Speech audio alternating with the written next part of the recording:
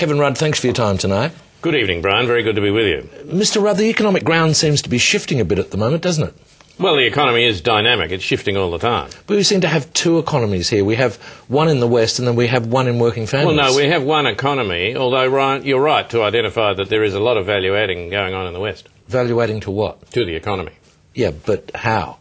Well, there's a mining boom going on out there. And it's value-adding? It is. We're digging a lot of stuff up out of the ground, Brian, and sticking it on ships. Is that all? No, I'm simplifying that for your benefit. A lot of it goes on trains, Brian, and then it goes on ships. So we're value-adding twice? Value-adding twice. Good point. Some of this stuff's a luxury item by the time it gets to China. So that part of the economy's going well? Going like a German band out there, Brian. Yeah, and yet we have this pressure on working families. A lot of people are doing it tough in the mortgage belt, no mistake about that. And this is where the petrol price issue is. It's very big there, and of course food prices are also rising. And this is why you don't want another interest rate rise, obviously. Well, it's why we don't need one, Brian. Those increases in prices are taking a lot of the sting out of the economy. But now our foreign debt is $1 trillion. Well, that's gross. Well, I think that's my point.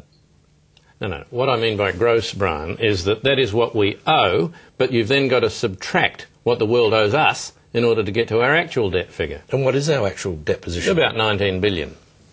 So we've got a foreign debt of $19 billion? Yeah, well, it sounds bigger than it is.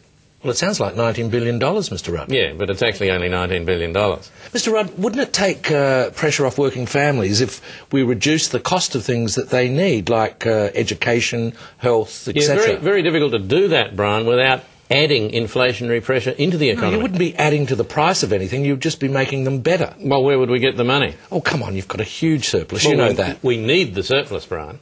What for? So we can say we've got a surplus.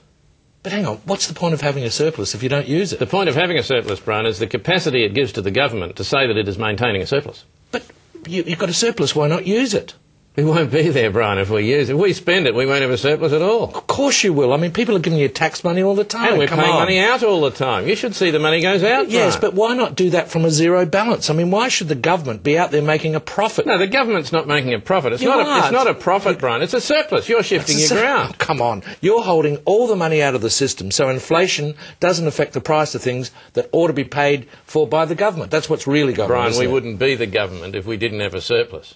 We're not going to be the government if we don't have a surplus. Having a surplus is crucial to being a responsible government. Shane, I give up. You give up? I give up. Good, they all give up.